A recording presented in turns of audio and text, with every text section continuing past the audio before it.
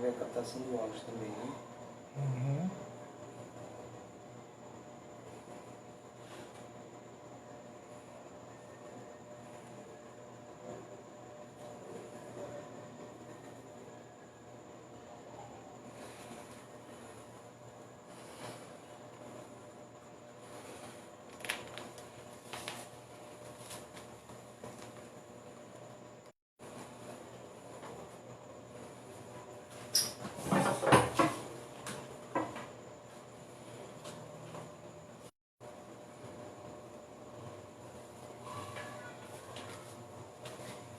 Então, boa noite a todos vocês, paroquianos da Paróquia Nossa Senhora da Penha e amigos, né, de outras comunidades. Nós, né, vamos, nesta noite, na verdade são 3 momentos que nós vamos trabalhar, estudar o Evangelho de São Mateus. É um Evangelho muito bonito de ser estudado e vale a pena, sobretudo, compreender o grande projeto, né, arquitetônico do Evangelho de São Mateus. Nós podemos nos perguntar, sobretudo, por que o estudo bíblico agora? E qual a razão, né, qual a fundamentação desse estudo? Primeiro, porque é um momento que nós estamos recolhidos e que é importante, de fato, que nós possamos ter algumas atividades que nos ajude assim também a fundamentar assim, a nossa fé. Por que o Evangelho de Mateus foi escolhido para essas noites de formação? O Evangelho de Mateus, ele é o Evangelho do ano litúrgico. Por ser o Evangelho do ano litúrgico, nós preferimos dar, né, prioridade preferimos assim optar e trabalhar o Evangelho de Mateus para que possamos assim também nos ajudar na própria liturgia, né? Nos ajudar na nossa liturgia e nas celebrações eucarísticas que nós estamos participando, e é um momento também de formação. Então o estudo bíblico ele será em 3 momentos. Esse estudo bíblico do Evangelho de São Mateus. Quando nós estudamos, fazemos um estudo bíblico, algumas pessoas perguntam assim: padre, qual a Bíblia, a melhor Bíblia, a Bíblia mais adequada para o estudo bíblico? Eu tenho aqui na minha mesa algumas Bíblias. Por exemplo, uma Bíblia que é uma Bíblia muito boa, de uma tradução interessante, é a Bíblia do Peregrino. Ela é uma Bíblia de uma espessura um pouquinho maior, ela tem grandes comentários e é uma tradução muito bonita, uma tradução que vale a pena. Essa é a Bíblia do Peregrino. Uma outra Bíblia que está, né, nas mãos de nosso povo nesses últimos tempos é a Bíblia, né, Sagrada, tradução oficial da CNBB. Então nós temos, as comunidades, as paróquias têm disponibilizado muito essas Bíblias. E você pode também utilizar para a formação. Mas uma Bíblia que nós sugerimos de estudo, né, certamente que não tem, não vai ter condições de comprar agora, mas futuramente você pode comprar a Bíblia de Jerusalém. A Bíblia de Jerusalém é a Bíblia indicada para o estudo bíblico. Então todo o nosso estudo bíblico ele terá como fonte mesmo até as leituras aqui da Bíblia de Jerusalém. Essa é uma Bíblia um pouco velha, né, mas é a minha Bíblia de estudo desde o tempo de seminarista. Então nós vamos dar alguns passos, nós vamos fazer um percurso nesse Evangelho de Mateus, na proposta do Evangelho de Mateus. Vejam bem, quando nós vamos estudar um Evangelho ou estudar um texto bíblico, eu gosto de imaginar sempre o Evangelho como uma cidade. Vamos imaginar a comunidade de Mateus, uma cidade de Mateus, cidade de Mateus. Essa cidade nós não conhecemos, vamos imaginar assim. O olhar que nós temos que ter, mediante o Evangelho de Mateus, é um olhar de um turista que visita uma cidade. Então esse olhar de turista nos faz perceber aquilo que comumente os cidadãos do local não percebem. Descobrir, né, as coisas, descobrir as ruas, descobrir, né, as casas, lugares interessantes, praças, vielas, comércios. Então a cidade do Evangelho de Mateus, vamos assim imaginar. Nesse primeiro momento, nós vamos dar uma pequena introdução do Evangelho de Mateus, qual foi, né, quem é o seu autor, como surgiu, por que surgiu, qual a realização desse Evangelho na vida da própria comunidade. Então, o Evangelho, é importante partir de um princípio. Evangelho, a palavra Evangelho. Nas concepções mais antigas, a palavra Evangelho, ela significava fazer referência a uma gorjeta. Né? Então, Evangelho, nas suas expressões, né, mais arcaicas, assim se podemos dizer, estava ligado a uma gorjeta. Ou seja, aquele mensageiro que dava uma notícia ganhava uma gorjeta. Né? Então ganhava um Evangelho. Nisso, com o passar do tempo, se a notícia era boa, a gorjeta era maior. Se a notícia não era boa ou não era interessante, a gorjeta era bem menor. Ou poderia até não ter a gorjeta. Com o passar do tempo, aquele que era o mensageiro, né, que se chamava o Evangelho, que era aquele que entregava, passou a ser configurado com a própria mensagem, ou seja, com o tempo o Evangelho passa a ser visto como a mensagem, propriamente dita, não como aquele que leva, mas a mensagem em si, a boa nova em si. E esse termo depois ele vai ser, né, utilizado pelas primeiras comunidades como a boa nova de Jesus à comunidade, a boa nova de Jesus a cada um de nós. Então, por vezes, é interessante pensar que o Evangelho de Mateus, é um Evangelho que, quando nós lemos o Evangelho, é importante entender que o Evangelho não é uma biografia de Jesus. O Evangelho não quer ser uma biografia de Jesus, né? E de fato não é. Os Evangelhos, eles nascem numa segunda fase. Mas que segunda fase é essa? Nós temos o Evangelho, o anúncio próprio do Evangelho, que se dá em Jesus, ou com Jesus, né? Jesus, ele é a boa nova do Pai. Nesse primeiro momento, é um período em que Jesus, a primeira fase é a fase testemunhal. Ou seja, Jesus reúne os seus apóstolos, reúne os seus discípulos, faz os milagres, tem os ensinamentos. Nesse primeiro momento, não há ainda a narração, a narrativa dos evangelhos enquanto texto, enquanto um livro escrito. Com o passar do tempo, esse evangelho ele vai ganhando força enquanto uma vivência de uma comunidade. Nós vamos perceber claro nesses pontos importantes. Nessa experiência que nós temos, o anúncio é um primeiro momento, era muito simples, né? Nesse primeiro momento da comunidade, o anúncio era muito simples e consistia em proclamar que uma sociedade injusta, vejam bem, uma sociedade injusta, que tinha condenado à morte um inocente, que só queria justiça e vida. Então, aqui nós temos a expressão desse anúncio que é dado pela comunidade. Ou seja, que nós temos o querigma. E nós vamos depois ter algumas expressões que falam claramente desse querigma. Quando nós percebemos nessa segunda etapa, nessa segunda fase da composição do Evangelho, é que nós vamos perceber que o Evangelho aqui, ele já está no segundo momento. Não são diretamente os apóstolos que vão nos dar o Evangelho, mas eles vão ajudar a manter viva a tradição, ou seja, porque eles são testemunhas oculares. Então, a comunidade, que não é aqui a pessoa do evangelista, mas a comunidade que acolhe a palavra de Jesus, ela sente a necessidade, pela própria catequese que a comunidade vivenciava, ela sente a necessidade, né, de aprofundar assim e dar razões da sua fé. Nesse sentido, nós vamos perceber bem claro que os evangelhos não foram escritos para nos dar uma informação, para nos dar informações, mas para ajudar as comunidades a descobrir o sentido das palavras, das ações, da vida de Jesus. Então, os evangelhos, eles geralmente, nós podemos dizer que os evangelhos, eles foram e são escritos de trás para frente. Os evangelhos são escritos de trás para frente. Por que de trás para frente? Porque aquilo que nós podemos dizer, o sumo, né? Aquilo que é a essência do evangelho, está principalmente naquilo que nós entendemos como a narração da paixão, morte e ressurreição de Jesus. Quando nós compreendemos a paixão, morte e ressurreição de Jesus, uma pergunta é: por que Jesus morreu? E o que fez? Por que Jesus foi levado à cruz?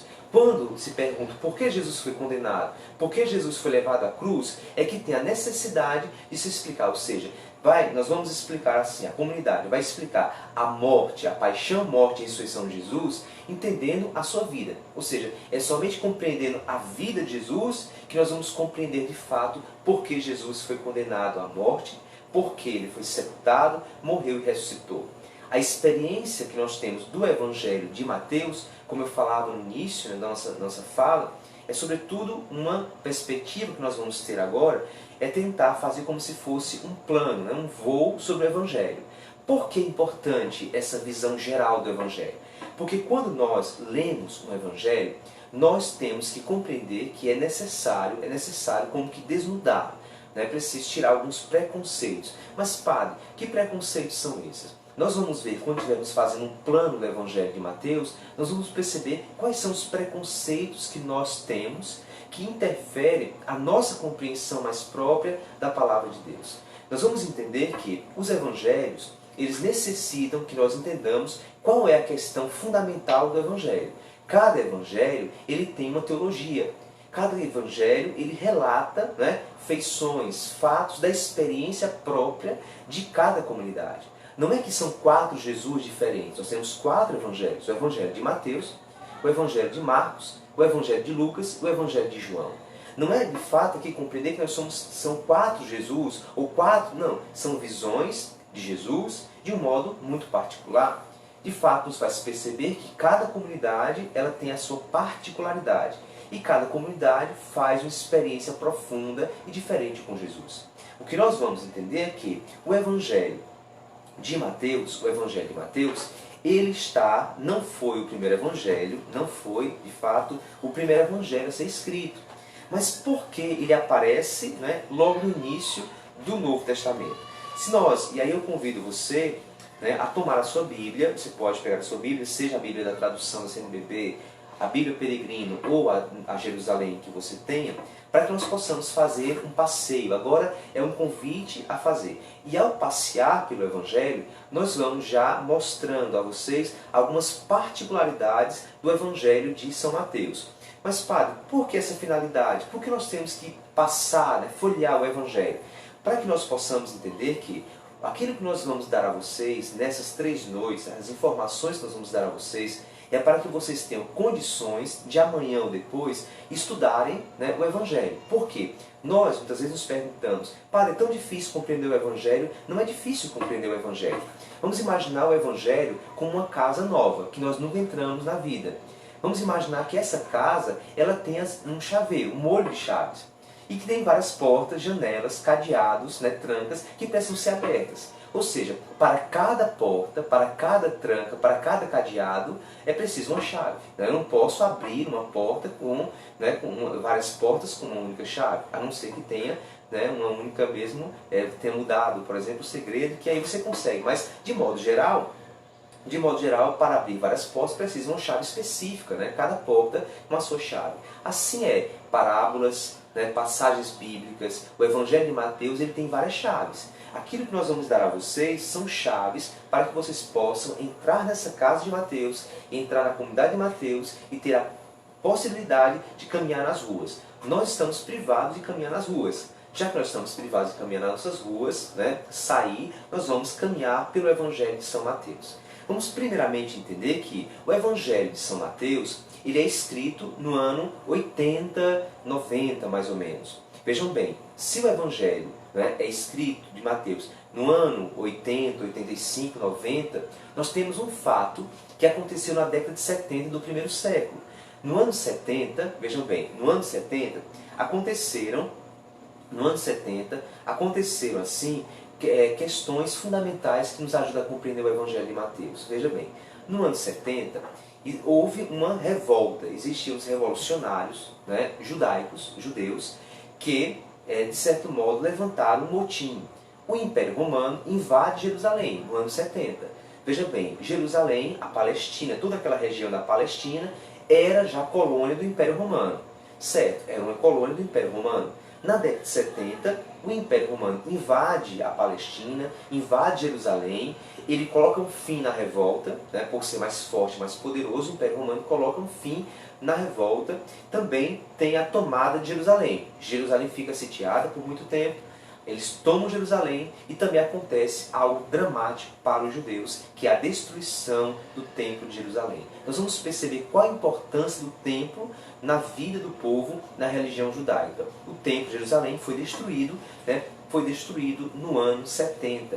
Com a destruição do Templo de Jerusalém, há uma dispersão dos judeus por várias regiões. Pela Síria, pela Fenícia, né, vão para a região de Antioquia, na Síria. Então eles, né, na Sírio-Fenícia, e essas regiões, até a parte oriental do Rio Jordão, e assim há um distanciamento dos judeus daquilo que era o centro de Jerusalém.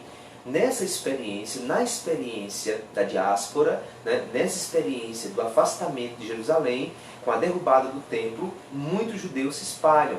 Possivelmente nesse movimento também de distanciamento, de diáspora, o Evangelho, a comunidade de Mateus, que é possivelmente o Evangelho de Mateus foi escrito na comunidade de Antioquia. E aqui é um dado interessante. Mateus é um judeu, né, de origem e que se torna cristão, né, vamos dizer assim, que ele se converte ao cristianismo. Também é a mesma proposta para a sua comunidade. É uma comunidade que primeiramente são judeus e que abraçam a fé em Jesus e que se tornam assim cristãos. E esses novos cristãos, que eram judeus, eles começam assim a sentir necessidade de compreender maior porque eles ouviram falar de Jesus, mas eles não viram, muitos não viram Jesus. E é importante que nós entendamos que o Evangelho vai dar uma resposta. Se nós pensamos o Evangelho, nós vamos pensar também como imagem do Evangelho, como se fosse uma coxa de retalhos, vamos assim imaginar. Cada capítulo, cada versículo, como se fosse uma coxa de retalho.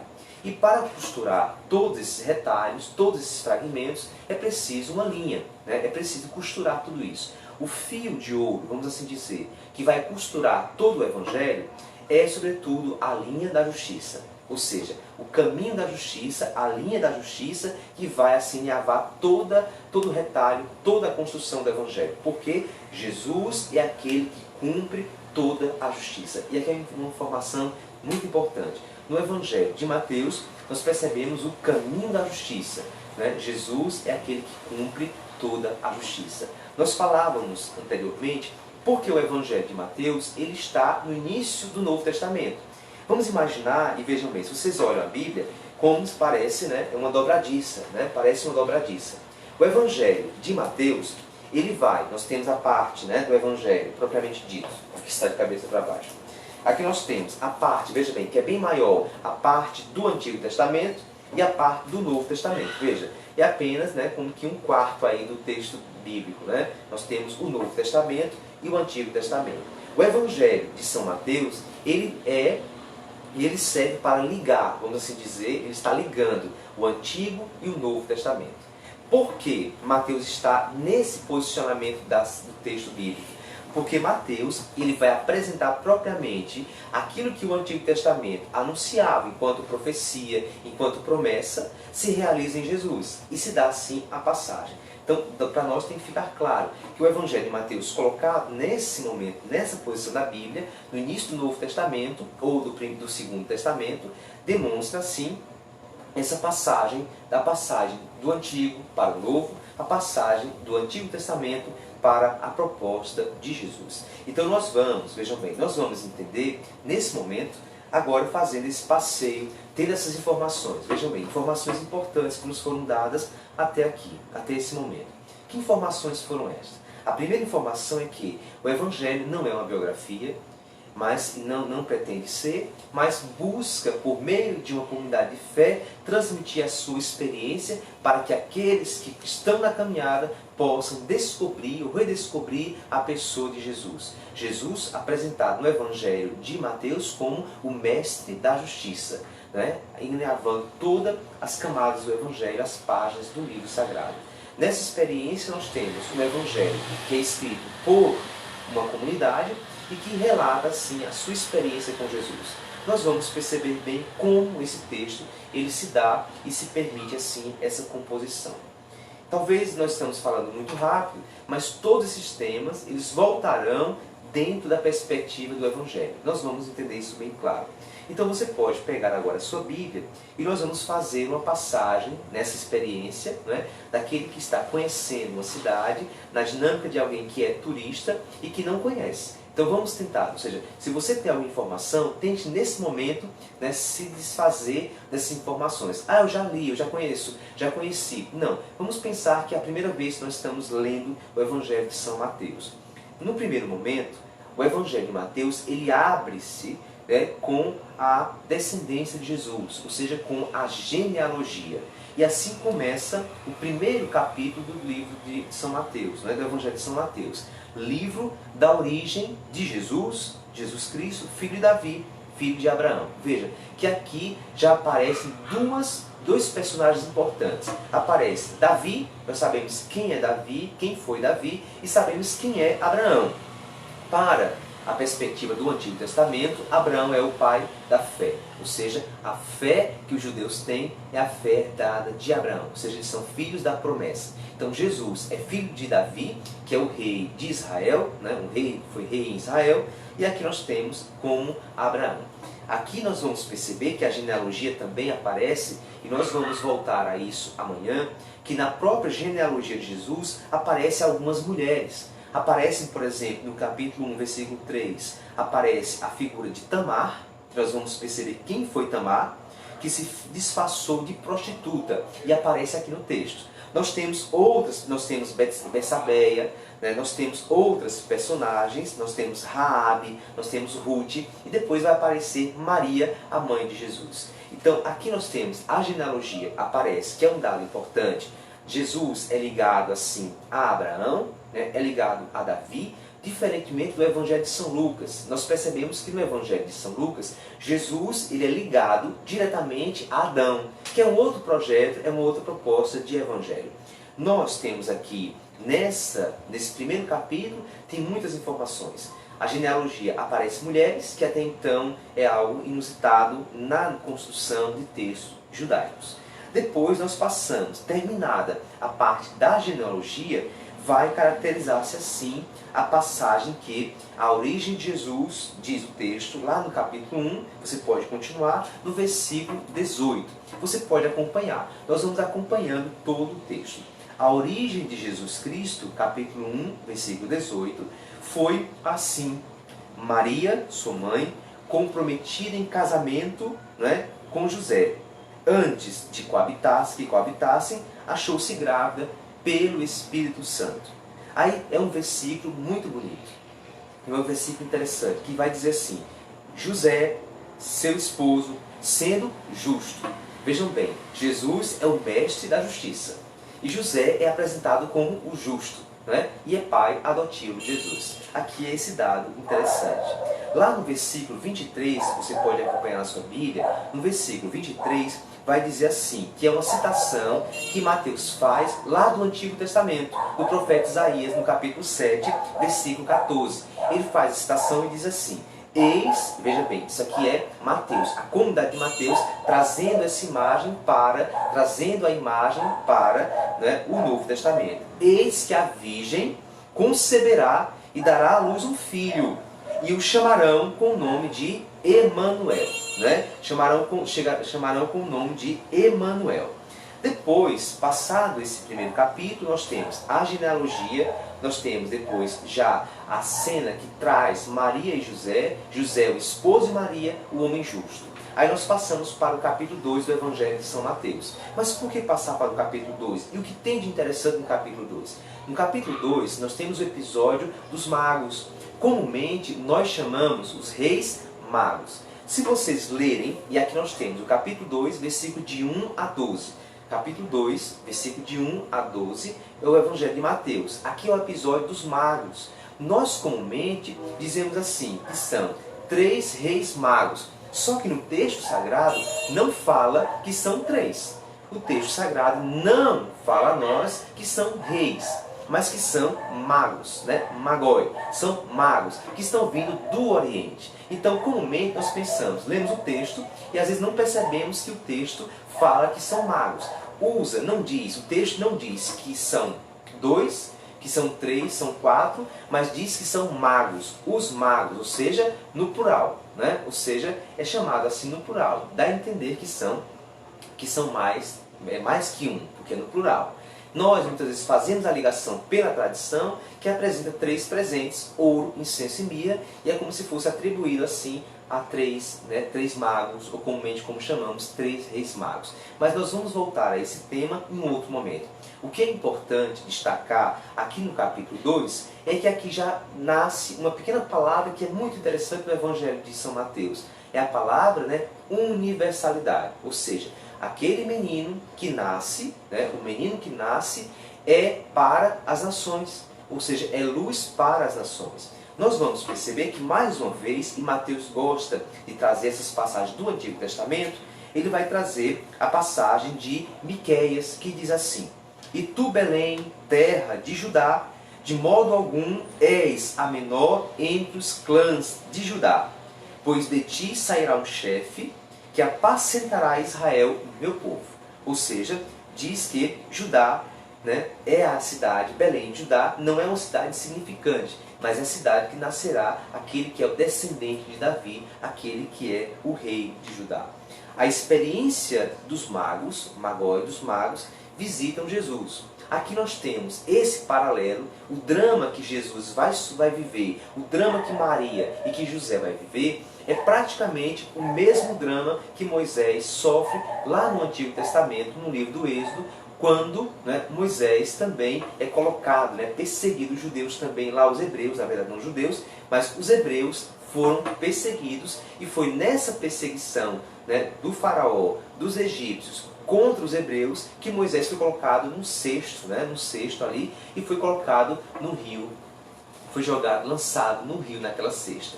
E assim a palavra Moisés, e aqui é importante destacar que Moisés significa Moshe, significa aquele que é tirado, aquele que foi tirado das águas. Na experiência depois nós temos no capítulo 2, no versículo 13, porque de 1 a 12 é o período, o momento que fala dos magos, e aí nós passamos para o capítulo 2, versículo 13, que fala assim, a fuga para o Egito. Vocês lembram que os magos, eles não vão diretamente para Belém. Vocês lembram que os magos estão vindo do Oriente e vão diretamente a Jerusalém, ao palácio de Herodes. Herodes diz aos magos que quer adorar o menino, mas na verdade quer matar. E os magos, avisados em sonhos, tomam um outro caminho. Quando Herodes percebe que ele foi enganado, o que acontece com Herodes? Acontece, né? Os magos saem e assim Herodes manda depois matar e perseguir as crianças. Nessa perseguição, narrado pelo texto sagrado, é que José, avisado em sonho por um anjo, vai pegar assim o menino, tomar o menino e a mãe, e eles vão para o Egito. E assim, por que eles vão para o Egito? Para se cumprir, segundo Mateus, a profecia de Oséias, que diz assim, do Egito eu chamei o meu filho. Mas vejam bem, nós falávamos que esse sinal de perseguição lembra Moisés no Antigo Testamento. Moisés foi perseguido, as crianças também aqui são perseguidas, Jesus é perseguido. Nós temos agora o momento do Egito. Assim como a família de José desce para o Egito, nós lembramos toda essa história, né? José foi vendido pelos irmãos, se torna um homem poderoso no Egito, depois a família, né, Jacó desce para o Egito e se torna assim Israel, o povo de Israel. O povo de Israel, as tribos depois de Israel, né, a família de Jacó vai para o Egito e nessa experiência depois se torna um povo cativo.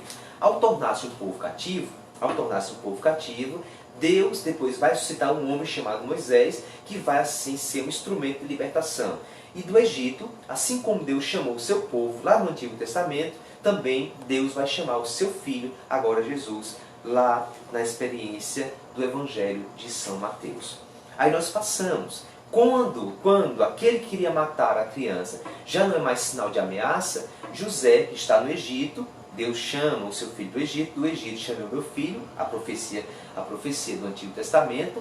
Aqui depois José e Maria não voltam para Belém, mas vão para a cidade de Nazaré, que fica na região da Galileia, né? A região Nazaré da Galileia, que é a região daquela Nazaré que fica, nós temos as três regiões bíblicas, vamos assim dizer, nessas grandes regiões bíblicas, nós temos a Galileia, a Samaria e a Judéia.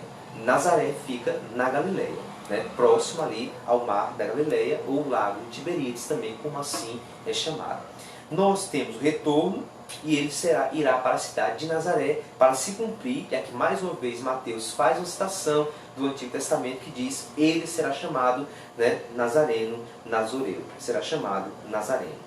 E aí nós vamos para o capítulo 3. Veja bem, saímos do primeiro capítulo com a genealogia, com José, que é apresentado como justo, passamos para o capítulo 2, de versículo de 1 a 12, o episódio dos magos, depois no versículo 13, que fala assim da grande perseguição, depois José e Maria vão para o Egito, depois Deus retorna o seu filho para Nazaré, não para Belém, mas para Nazaré, a cidade onde Jesus vai ser criado, vamos assim dizer. A experiência do capítulo 3 é a pregação de João Batista. Aparece aqui o precursor, aparece a figura de João Batista. João Batista, diz assim o capítulo 3, logo no primeiro versículo, naqueles dias apareceu João Batista pregando no deserto da Judéia. Está João Batista no deserto da Judéia. E aqui, mais uma vez, Mateus faz a citação do Antigo Testamento, quando diz assim, voz do que grita no deserto, preparai o caminho do Senhor. Aqui, João Batista, ele é o precursor do Senhor, o precursor do Salvador. E depois nós temos o batismo de Jesus, nesse tempo, lá no versículo 13, capítulo 3, versículo 13, você que está acompanhando aí na sua Bíblia, diz que nesse tempo veio Jesus da Galileia, veja, região da Galileia, Jesus, o Jordão, João Batista está pregando na Judéia.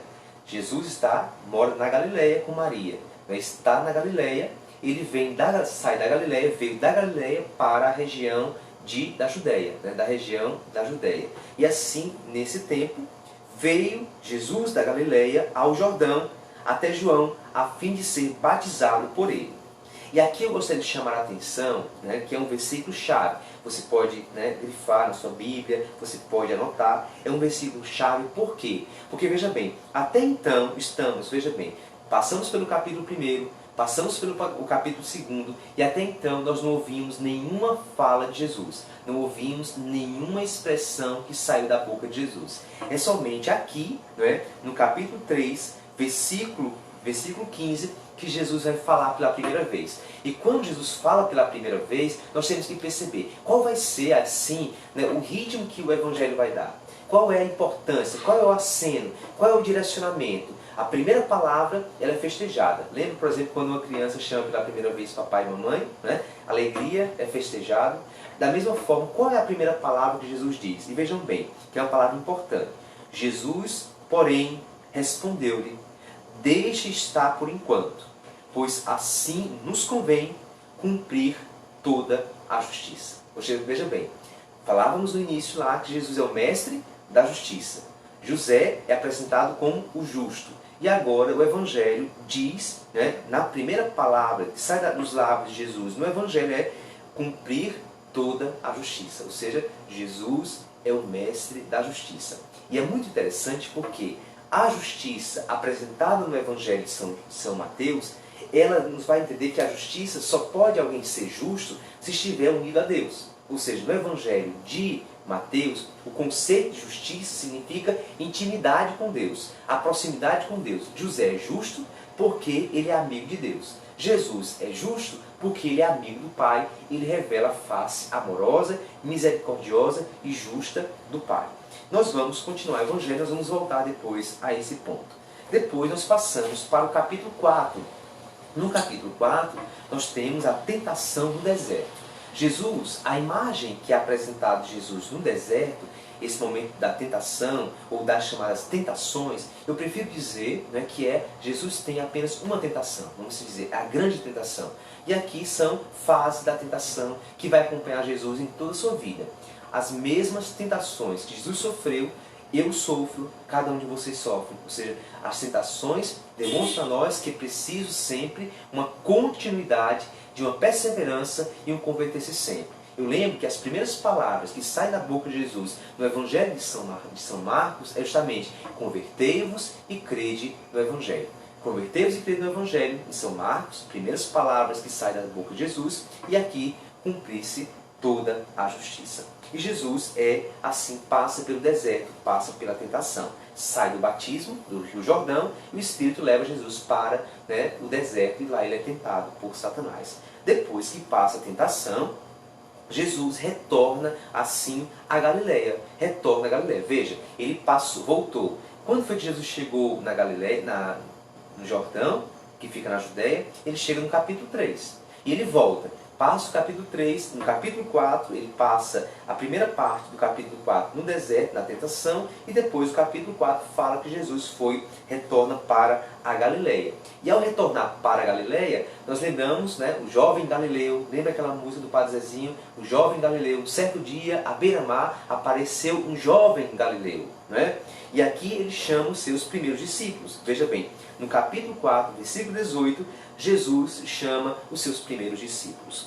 Estando ele a caminhar junto ao mar da Galileia, viu dois irmãos, Simão, chamado Pedro, e seu irmão André, que lançavam a rede ao mar, pois eram pescadores. Aqui se dá o chamado dos primeiros discípulos. Depois, nós passamos o capítulo 4, vai terminar com um ensinamento e uma cura de Jesus. O capítulo 4 termina com um ensinamento e uma cura. Jesus ensina e cura. Aqui a cura é saúde, a cura é salvação. A experiência depois faz que Jesus suba assim a montanha. Vejam bem, nós estamos aqui no capítulo 5. O capítulo 5 é um capítulo que todos nós conhecemos praticamente de cor, né? São chamados assim, o capítulo 5, nós temos aí o discurso chamado o Sermão da Montanha. Vamos entender bem claro, deixar bem claro para que nós entendamos. Jesus, no capítulo 5, Jesus vai subir a montanha. Ele sobe a montanha. Então Jesus sobe. Vejam bem, o primeiro versículo, capítulo 5, versículo 1. Capítulo 5, versículo 1.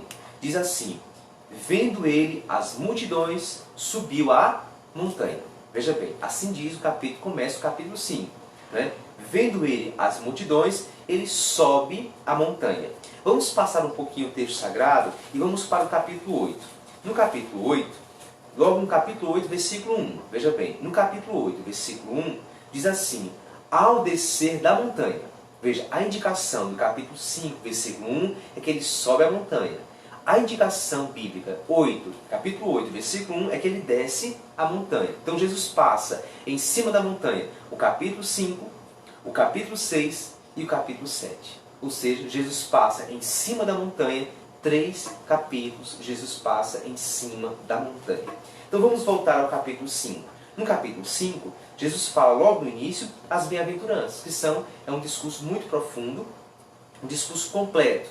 E esse discurso depois ele vai ser complementado com a expressão, por exemplo, quando Jesus diz assim: sal da terra e luz do mundo. Lembram do ano do laicato? Essa é a expressão.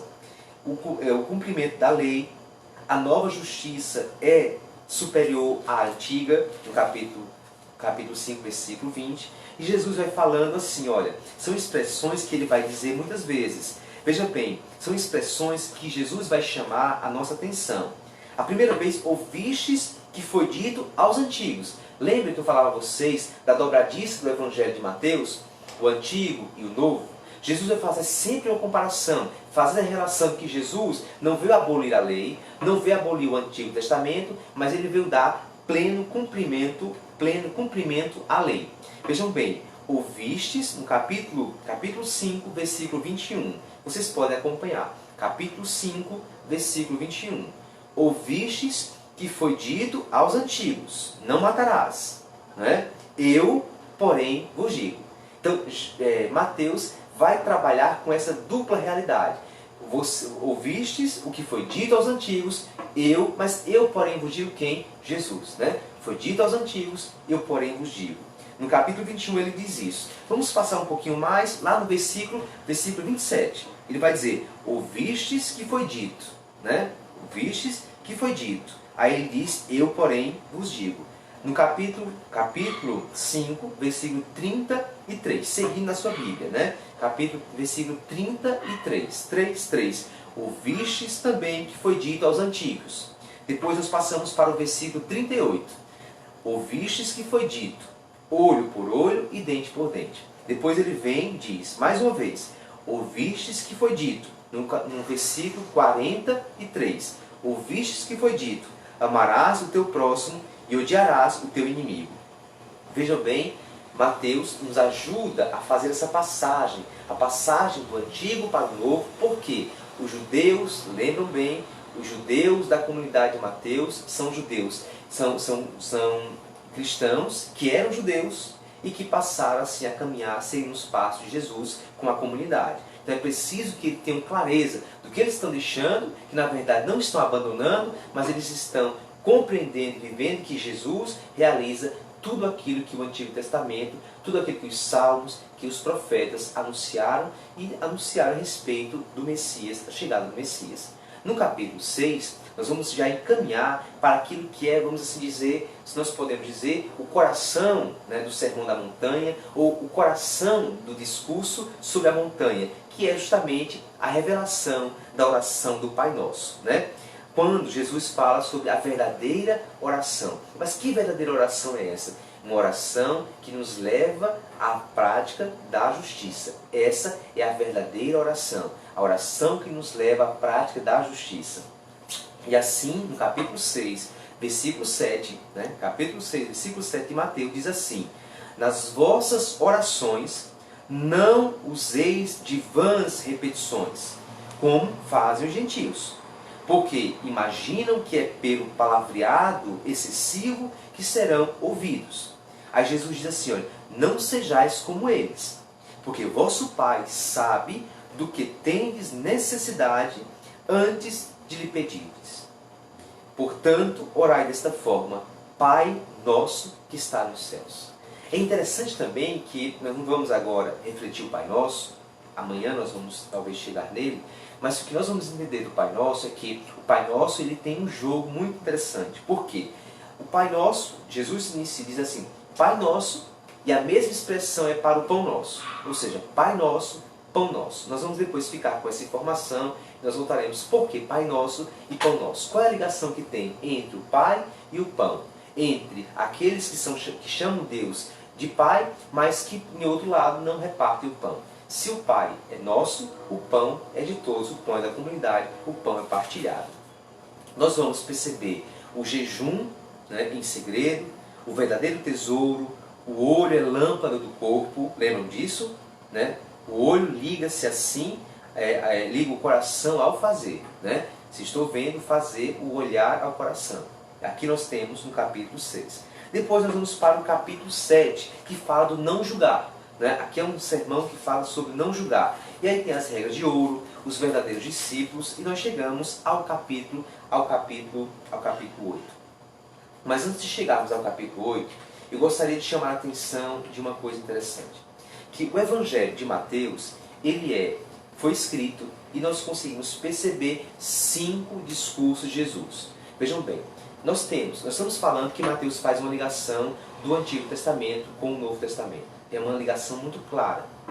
No Antigo Testamento, nós temos 5 livros que são importantes. Quais são os primeiros 5 livros da Bíblia? Vamos dizer juntos. Nós temos Gênesis, né, que forma assim, nós temos Gênesis, nós temos Êxodo, nós temos o livro, né, Levítico, nós temos o livro dos Números e Deuteronômio. São 5 livros da Bíblia, chamado Pentateuco.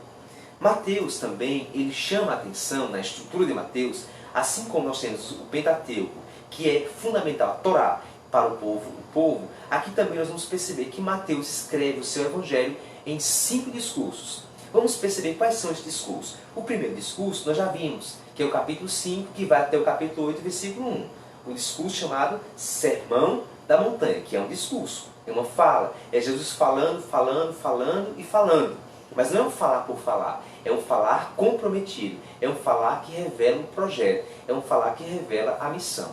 Depois nós passamos para o discurso apostólico, é um outro discurso, um discurso muito bonito, um discurso que ele vai falar aos seus, ele fala à sua comunidade, ele fala e quando dá a missão dos 12. A missão dos 12 não é só missão dos 12, é missão também de cada um de nós. Ele diz assim, de modo mais próprio: não leveis ouro, falando da missão, não leveis ouro, nem prata, nem cobre, nos vossos cintos, nem alforje para o caminho, nem 2 túnicas, nem sandálias, nem cajado, pois o operário é digno do seu sustento. Aqui fala da condução da missão. A missão é obra da providência. Nos faz entender que a missão não é uma iniciativa nossa, humana, mas é uma iniciativa de Deus, divina. Ou seja, quando nós podemos nos perguntar, mas padre, ou eu posso dizer, padre, eu ainda não sou missionário.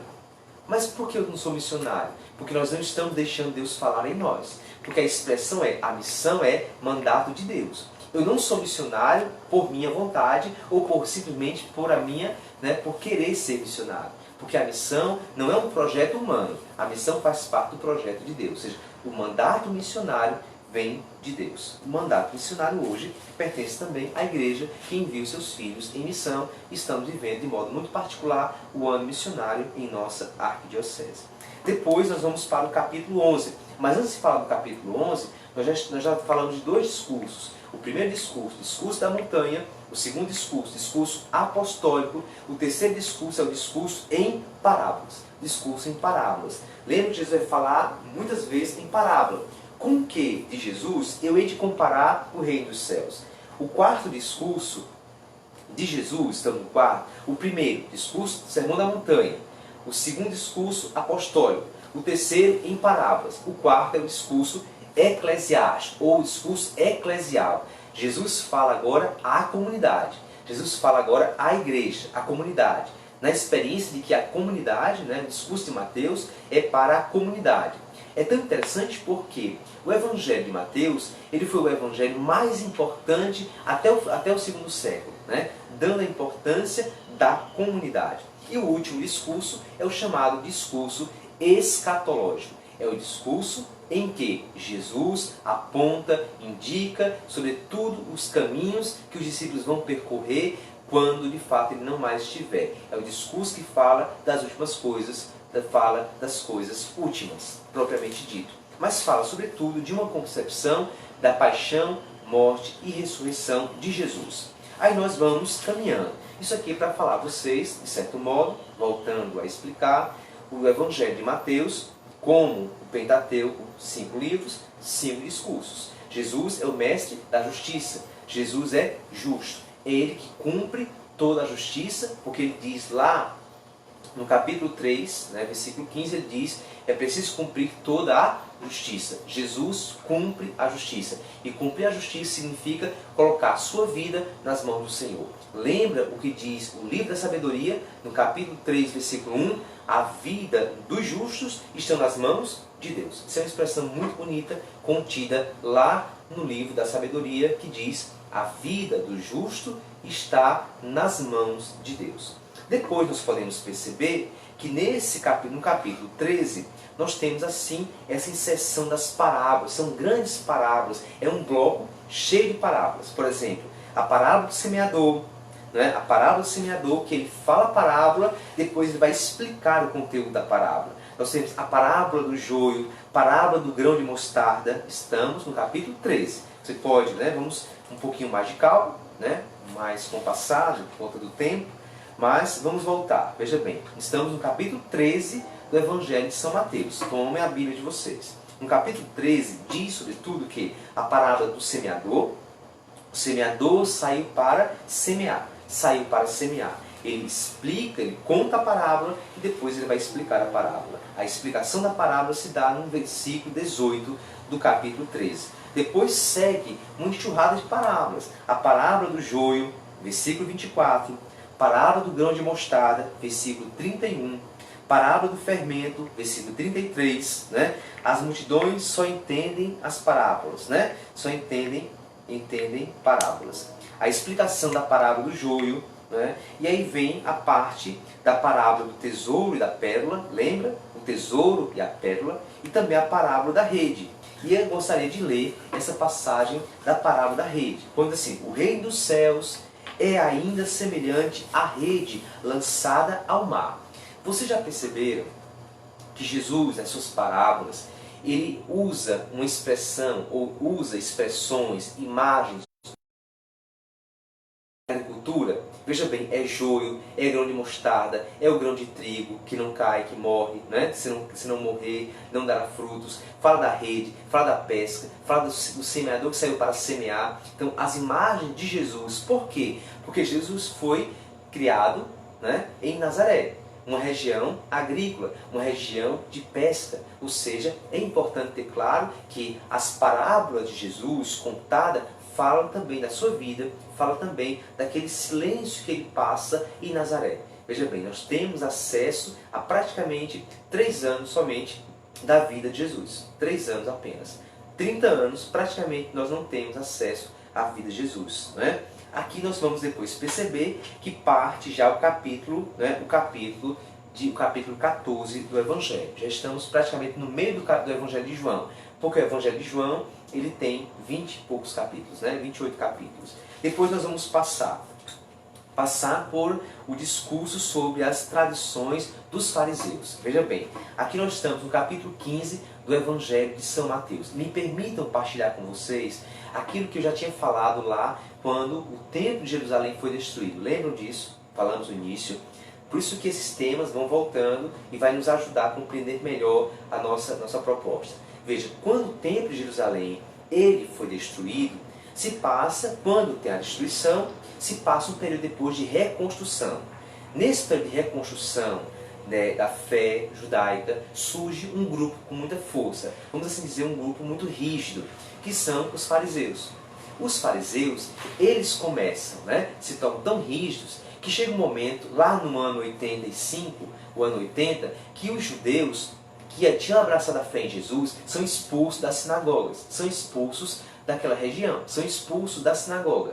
Quando os fariseus, né, eles vão debatendo, vão se confrontando com os judeus, aqui de fato nos faz entender que esse grande confronto de Jesus com os fariseus, de fato demonstra, claro, o conflito dos fariseus com, assim, a comunidade de Mateus, a comunidade dos seguidores de Jesus. E aqui nós vamos perceber, claro, o ensinamento sobre o puro e o impuro. Nesse ensinamento do puro e do impuro, é importante, né, como indicação de leitura, de aprofundamento, que vocês possam ler o livro do Levítico. É um livro que nos faz entender plenamente essa concepção do puro e do impuro, porque Jesus condena as práticas dos fariseus, porque Jesus vai criticar duramente a religião, que era uma religião de aparência. Lembra que Jesus fala, lá quando ele vai falar do Pai Nosso, antes da oração do Pai Nosso, ele faz uma crítica aos gentios, que buscam palavras, né? Buscam grandes palavras, buscam falar em público, buscam chamar a atenção, pensando que são ouvidos pelo excesso de palavras. E Jesus diz assim, olha, vocês não rezem assim, rezem no silêncio, Pai Nosso. Então a expressão é, o ensinamento de Jesus é um ensinamento que nos faz entender que em Jesus, né, em Jesus não há diferença entre o ensinamento e a prática de Jesus. Em Jesus, ensinamento e prática se encontram plenamente. Depois nós vamos para o capítulo 16 do Evangelho de Mateus. Mas o que fala o capítulo 16? Pede-se a Jesus um sinal do céu. Lembram? Pede a Jesus um sinal do céu no capítulo 16. No capítulo 16, versículo 5, fala o fermento dos fariseus e o fermento dos saduceus. Aqui é a imagem do fermento. Né? Aqui o fermento dos fariseus, a hipocrisia, né? a vivência de uma fé de aparência, que nós não podemos cair no mesmo erro, no mesmo equívoco, principalmente em tempos de redes sociais. É importante não viver uma fé do espetáculo, não viver uma fé, né, da ilusão, mas viver uma fé enraizada, e lembramos que a fé professada pela comunidade de Mateus é uma fé que vive e que nasce a partir da prática da justiça. Se eu não sou justo, eu não tenho fé. A fé em Jesus, ela é uma fé pautada na justiça ou na defesa da justiça. E aí nós temos, no capítulo 16, nós temos um episódio, a profissão de fé e o primado de Pedro. É naquele momento, vejam bem, nós vamos voltar a esse momento, que aqui é muito forte, quando diz assim, olha, tu és o Cristo, a profissão de fé de Pedro. Tu és o Cristo, o Filho de Deus vivo. Tu és o Cristo, o Filho do Deus vivo.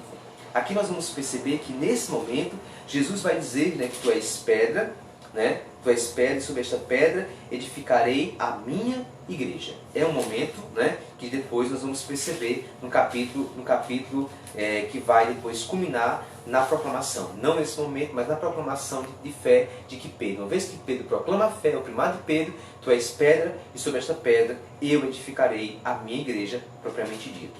Nós vamos depois passar para o capítulo 17. No capítulo 17 nós temos no capítulo 17 a transfiguração do Senhor. Veja bem, o capítulo 17, ele praticamente inicia com uma interrupção, vamos dizer, de uma caminhada. Jesus está caminhando, vai para o monte e se transfigura diante dos seus. Né? A transfiguração. 6 dias depois, diz o texto, capítulo 17, versículo 1, Jesus tomou Pedro, Tiago e seu irmão João. Veja, Pedro, Tiago e seu irmão João, e os levou para um lugar à parte sobre uma alta montanha. Veja bem, aqui nós temos, vocês já perceberam, que no Evangelho de Mateus nós temos a expressão de como se fosse. Nós estamos no plano comum, é preciso subir o plano. Subir o plano significa subir a montanha. Subir esse plano, subir a montanha, aqui no Evangelho de Mateus é um lugar profundo. Por quê? A montanha é o lugar de encontro com Deus. Lembra lá do Antigo Testamento? Lembra a montanha? Lembra os 10 mandamentos? Ou seja, subir a montanha significa fazer a experiência da escuta de Deus. Então, lá acontece a transfiguração. Nós vamos depois, se tiver tempo, em outro momento, vamos voltar ao tema da transfiguração. Vocês estão percebendo a importância de ter esse olhar geral, global, do Evangelho de Mateus, como uma cidade, conhecendo as ruas, conhecendo as praças, conhecendo toda a estrutura do Evangelho de Mateus. Assim vai nos dar clareza quando nós formos mergulhar de modo mais particular no Evangelho. Aqui nós estamos dando uma leitura global do Evangelho, para que depois nós possamos ter uma visão mais particular de cada capítulo, de cada passagem, de modo mais seletivo. Nós vamos avançar um pouquinho mais, nós já estamos praticamente concluindo, nós vamos para o discurso eclesiástico, que pergunta quem é o maior. Depois nós temos a proposta do escândalo, a ovelha desgarrada, nós lembramos bem disso. Nós temos a correção fraterna da comunidade, a importância da correção fraterna em comunidade, a oração em comum, a oração da comunidade, a parábola do devedor implacável, uma parábola que é a prática que mostra a nós a prática do perdão, a prática da misericórdia, que é um exercício profundo da comunidade. Por quê? Na comunidade, na vivência em família, por estarmos próximos, enquanto tem atrito, tem choque. Uma vez tem atrito, uma vez tem choque, é preciso perdão, porque senão se quebra. E o perdão é algo que une, que traz de volta. Depois vamos para o capítulo 19, que fala uma pergunta sobre divórcio. Lembra daquela pergunta do divórcio que as autoridades tentam Jesus para ver a sua resposta, para pegá-lo em contradição? No capítulo 20, nós temos a parábola dos trabalhadores enviados à vinha, que é uma parábola muito bonita, que mostra a nós que na comunidade, o ingresso da comunidade não é dizer eu estou na comunidade há 10 anos, então eu tenho mais poder de quem chegou há 2 anos. Não é assim. Na comunidade, quem é o maior? Lembra como começa o capítulo 18? Quem é o maior? Aí nós vamos entender que no Evangelho de Mateus, o maior é aquele que serve, como também em outros evangelhos. Nós estamos já no capítulo 21, passem para o capítulo 21, a entrada messiânica de Jesus em Jerusalém. Veja bem, aqui nós já estamos praticamente no domingo, a propósito do domingo de Ramos, vamos assim dizer. Jesus entra de modo triunfal em Jerusalém e aqui já começa o evangelho ficar dramático, já começa a encaminhar para os momentos dramáticos da vida de Jesus. Jesus fala do maior mandamento. No capítulo, depois vai para o capítulo 24, um discurso assim escatológico, discurso escatológico, que fala das grandes tribulações de Jerusalém, que fala da vinda do Filho do Homem, que será manifestada, ele fala isso. E nós vamos para o capítulo 25, que fala da parábola das 10 virgens. Vocês lembram que essas passagens de Mateus são rezadas com muita frequência lá no Advento? Por exemplo, a parábola das 10 virgens, as virgens prudentes, a perseverança, a prudência, a espera sempre no Senhor. E aí nós vamos perceber no capítulo 26 a grande paixão, o início, a paixão e a ressurreição, que vai do capítulo 26 até o capítulo, o capítulo 28, fechando todo o projeto do Evangelho de São Mateus. Por hoje nós já estamos praticamente caminhando, finalizando o nosso encontro de hoje, mas eu gostaria de chamar a atenção de mais uma coisa. Vejam bem, nós fizemos um percurso no Evangelho de Mateus. Você pode depois rever esse vídeo, você pode rever também no YouTube, depois estará disponível lá. Você pode rever também no Instagram, no Facebook. É importante, se você tem condições de rever, porque às vezes nós temos a preocupação em falar um pouquinho rápido, aí você pode não conseguir acompanhar. Mas é claro que todos esses temas que nós falamos, ele vai voltar. Como atividade de casa, nós não poderíamos terminar essa formação sem deixar para vocês uma atividade de casa. E qual é a atividade que vocês vão fazer? É ler a genealogia, o capítulo 2, o capítulo 1 e o capítulo 2 do Evangelho de São Mateus. Então, vocês vão ler o capítulo 2, capítulo 1 e capítulo 2, destacando pontos importantes. É importante isso para que a gente possa, amanhã, nós vamos já entrar de modo mais pormenorizado no Evangelho de São Mateus. Eu quero agradecer carinhosamente a presença de vocês que estão aí nos assistindo, que estão acompanhando conosco, e para nós é uma grande alegria. Eu espero amanhã que nós mais uma vez possamos nos encontrar. Nós ficamos felizes, com carinho, com a acolhida da proposta de cada um de vocês. Esperamos em Deus que amanhã estejamos juntos para, de fato, vivenciar esse tempo de graça, esse tempo de formação. Muito obrigado a todos e uma boa noite. Fiquem em paz, fiquem com Deus.